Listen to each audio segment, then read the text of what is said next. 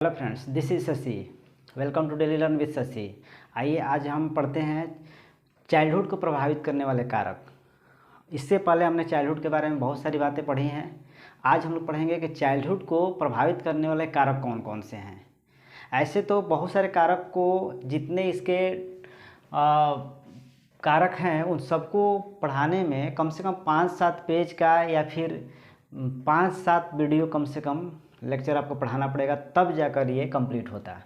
परंतु मैंने इसे क्या किया है कि समराइज करके एक ही लेक्चर में पढ़ाने की कोशिश कर रहा हूँ। ठीक है, ऐसा इसलिए कि अगर मैं इसके डिटेल्स को पूरे एक एक करके पढ़ाऊँगा तो काफ़ी ज़्यादा वक्त लग जाएगा।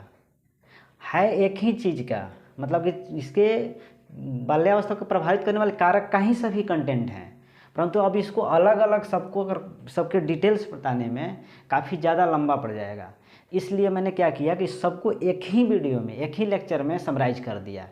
अब इसके डिटेल्स को हम समझ लेंगे, एग्ज़ाम्स में लिखना होगा तो उसके डिटेल्स को जब समझ लेंगे तो कंटेंट्स को हम लिख लेंगे। ठीक है, अगर आप चाहते हैं कि नहीं इससे ज़्यादा और कंटेंट पढ़ाएं तो हम इससे ज़्यादा भी पढ़ा सकते हैं, परंतु आप ये देख लेंगे कि लेक्चर में ना ज़्यादा डिटेल से पढ़ाने पर उसको लिखने में कितना आप समझ पाते हैं तभी तो लिख पाएंगे। अगर यहाँ समझ लेंगे तो लिख लेंगे तो फिर कोई ज़रूरत नहीं है। अगर ज़रूरत पड़ती है तो पर भी हम इसको पढ़ाएंगे। इसी इतना ही कंटेंट को बताने से कम इसी टॉपिक से सिर्फ इसी चाइल्डहुड प्रभावित करने कारक से ही कम 5-7 या कह सकते हैं 10 क्वेश्चन बन जाते हैं। इसी को घुमा घुमा कर कई बार पूछा हुआ है, तो इसलिए इसको अच्छे से समझेंगे। चलिए देखते हैं।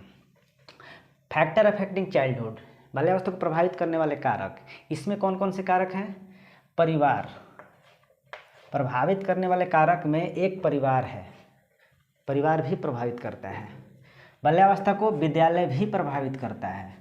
बाल्यावस्था को पास पड़ोस यानी पड़ोसी भी प्रभावित करते हैं।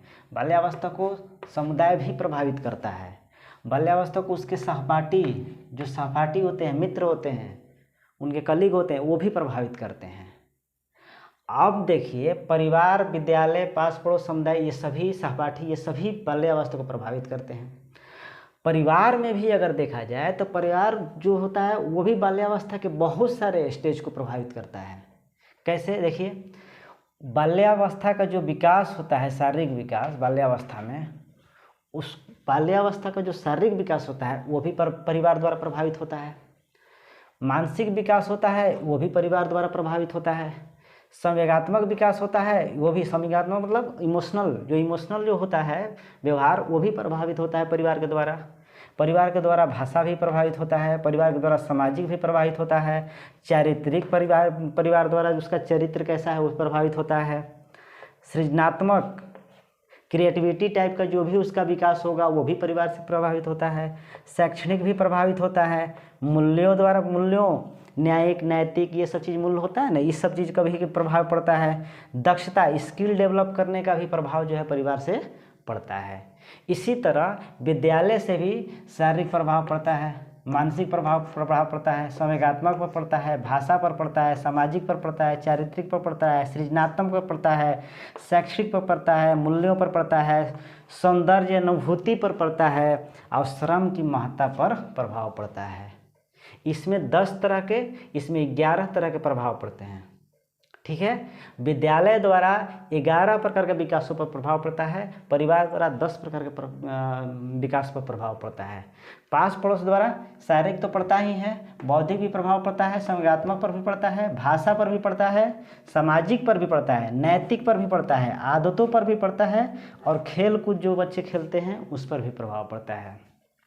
समुदाय में देख लीजिए, समुदाय में भी सामाजिक प्रभाव, आर्थिक प्रभाव, सांस्कृतिक प्रभाव, सांप्रदायिक और राजनीतिक प्रभाव, इन सब का भी समुदाय से रिलेटेड जो भी प्रभाव होगा इन सब पर भी पड़ेगा। सहपाठी द्वारा जो सहपाठी होते हैं इन्हीं में से सब होते हैं, इसलिए सहपाठी द्वारा इन सब पर जो भी विकास है सब पर प्रभाव पड़ता है सहपाठी का। ठीक है, अब देखिए, अगर मैं इसको डिटेल से सबका अलग अलग आपको लिखना हो क्वेश्चन आंसर, तो इस सबको थोड़ा थोड़ा करके डील कर दीजिए। अगर इस सबको डील करेंगे तो कम से कम 5-7 पेज लग जाएगा। यानी कि अगर पूछ दे आपको क्वेश्चन कि बाल्यावस्था को प्रभावित करने वाले कारक की व्याख्या करें, तो आप इन सबके पॉइंट बनाकर अलग अलग थोड़ा थोड़ा पॉइंट करके डिटेल लिख देंगे तो क्वेश्चन का आंसर आपका बन जाएगा। अगर आप चाहते हैं कि मैं कराऊँ तो मैं अलग अलग सबके बारे में डिटेल करा सकता हूँ, ठीक है, लेकिन अगर आप कर लेंगे तो इन्हीं पॉइंट को आप बनाकर अलग अलग कर सकते हैं। क्वेश्चन इस पे बहुत सारा बनता है, कम से कम 5 सालों में कम से कम 18 से 20 क्वेश्चन बना हुआ है इसी सिर्फ टॉपिक पर। कैसे पूछ दिया है कि परिवार का प्रभाव बताइए, पूछ दिया है विद्यालय का प्रभाव बताइए, पास पड़ोस का प्रभाव बताइए, सामुदायिक प्रभाव बताइए, सहपाठी का बाल्यावस्था प्रभाव बताइए, सबका अलग अलग पूछ लिया है। फिर कभी कभी दोनों को साथ में पूछ लिया है, कभी कभी पास पड़ोस का प्रभाव के बारे में बताइए ये पूछ लिया है। इसी तरह करके घुमा घुमा के एक ही बात को कई बार पूछा हुआ है। अभी तक इस टॉपिक से लेकर पीछे तक जितने भी मैंने लेक्चर पढ़ाए हैं उन सबसे रिलेटेड कम से कम 20-25 क्वेश्चन बना हुआ है, लेकिन एक ही बात को इधर से उधर करके घुमाया हुआ है। जितने लेक्चर अभी मैंने पीछे बताया अगर वो सभी को आप कंप्लीट कर लेते हैं तो कहीं ना कहीं आपका 20 क्वेश्चन जो पीछे का रिपीट करके बनाया हुआ है प्रीवियस ईयर में, उसका आप आंसर आसानी से लिख पाएंगे। अभी देख लीजिए, अगर इसमें आपको डिफरेंस नहीं समझ में आता होगा कि पारिवारिक में भी शारीरिक है, विद्यालय में भी शारीरिक विकास है, पास पड़ोस में भी है, सामुदायिक, ये सब में भी जो जो कॉमन है उसका क्या एक ही आंसर होगा? नहीं। अगर थोड़ा सा भी डिफ्रेंशिएट करके आप नहीं लिखेंगे तो फिर एक ही बात को कैसे एक ही बात को बार बार लिखकर आप आंसर का क्वेश्चन पूरा कर पाएंगे? और जब अच्छा क्वेश्चन का आंसर नहीं लिखेगा तो मार्क्स भी नहीं मिलेगा ठीक से। इसमें देखिए, शारीरिक विकास में परिवार में क्या होता है कि पौष्टिक आहार मिलता है, खाना पीना अच्छा मिलता है, इसके वजह से बच्चे का विकास और बेहतर होता है। परंतु क्या स्कूल में भी विद्यालय में भी खाना पीना की वजह से शारीरिक विकास होता है? नहीं। यहाँ पर और यहाँ पर देखिए थोड़ा सा डिफरेंस क्या हो जाता है कि वहाँ बच्चों को खेलकूद उपलब्ध कराया जाता है, जिस बच्चे का जैसा एज होता है उसके हिसाब से खेलकूद कराया जाता है, जिसकी वजह से शारीरिक विकास हो जाता है। ये विद्यालय और परिवार में देख रहे हैं ना, डिफरेंस हो गया शारीरिक में। यहीं पास पड़ोस वाले शारीरिक में देखेंगे तो पास पड़ोस में क्या होता है कि ये अलग टाइप के खेल खेलते हैं। जैसे ये एक सुने होंगे खेल, एक गेंद मारने वाला, कंचा वाला, तीर वाला, तैराकी वाला, बहुत सारी चीज़ें होती है पास पड़ोस में। आज के डेट में शारीरिक में देख रहे हैं कि पड़ोसी जा रहा है जिम करने, तो भाई हम भी जिम करने जाएंगे, तो ये भी एक शारीरिक विकास में कहीं ना कहीं चल रहा है। लेकिन बच्चे तो जिम करने जाते नहीं हैं, तो बच्चे के लिए क्या हो सकता है? तो बच्चे के लिए खेल कूद से रिलेटेड हो सकता है। जैसे छोटा छोटा गेंद वाले खेल खेलते हैं, पिट्ठू वाले खेल खेलते हैं, तो ये सब चीज़ें सर तो थोड़ी थोड़ी आप करके डिफरेंस करके लिखना होगा। सामुदायिक में भी आप आर्थिक लिख सकते हैं, परंतु वो ज़्यादा इंपॉर्टेंट नहीं है, इतने पॉइंट्स को ही लिखें। इसी तरह जैसे मैंने बताया थोड़ा थोड़ा करके डिफरेंशिएट करके, उसी तरह सबके डिफरेंशिएट करके थोड़ा थोड़ा आप करके लिखेंगे। अगर थोड़ा थोड़ा सबके बारे में 2-2 पॉइंट लिखेंगे तो पता चला कि क्वेश्चन का आंसर कम से कम 2-3 नहीं 4 पेज तक पहुँच जाएगा। तो आपका क्वेश्चन का आंसर भी कंप्लीट हो जाएगा और आपके मार्क्स भी अच्छा आने की संभावना रहेगा।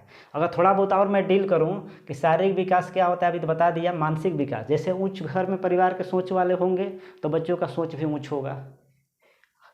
संवेगात्मक मतलब कि इमोशनल, अगर बच्चे के माता पिता या परिवार में इमोशनल भाव होगा तो बच्चे में भी भाव उत्पन्न होगा।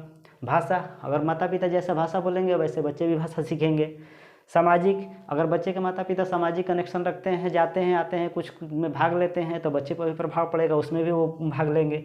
चारित्रिक, अगर बच्चे के पेरेंट्स या किसी भी घर में परिवार में सदस्य का माहौल ऐसा है, गंदा है, उन लोग का चरित्र सही नहीं है, चरित्रहीन है, तो बच्चे पर भी उसका प्रभाव पड़ता है कहीं ना कहीं, और आगे चल के फिर वो भी चरित्र होने लगते हैं। इसी तरह सृजनात्मक, क्रिएटिविटी, मान लीजिए कोई काम करने आता है, घर में उनका दुकान है, काम कर रहे हैं, उस तरह के काम में वो भी सम्मिलित हो जाता है, उनके अंदर वो भी क्रिएटिविटी, अगर मूर्तिकार है तो मूर्ति बनाने के जैसा सृजनात्मक उनके काम आ जाता है, तो इस तरह का काम वो भी सीख जाते हैं। शैक्षणिक, अगर उच्च शिक्षा वाले हैं तो वो भी उच्च शिक्षा प्राप्त करेंगे। मूल्य और नैतिक मूल्य व्यवहारिक इस तरह के होंगे तो व्यवहार सीख जाएंगे। दक्षता, किसी चीज़ में स्किल सीख गए हैं, मान लीजिए कोई लेखक घर है तो लेखक घर में लेखन राइटिंग पत्र लेखन के बारे में वो लोग बच्चे क्या हो जाते हैं, स्किल कर जाते हैं, उनको भी पत्र लेखन अच्छे से आ जाता है। सेम इसी तरह जैसे मैंने ये बताया तो विद्यालय में भी सेम इसी तरह भी बहुत सारी घटनाएँ होती हैं, इतने उन सब की भी 2-2 4 लाइन करके आपको लिखना होगा। अगर सभी को आप ऐसे करके थोड़ा थोड़ा करके लिख लेते हैं तो आप क्वेश्चन का आंसर अच्छा से कर पाएंगे। ये बहुत ही अच्छा टॉपिक है, पॉइंट है, जिसमें बहुत बार क्वेश्चन पूछा गया है।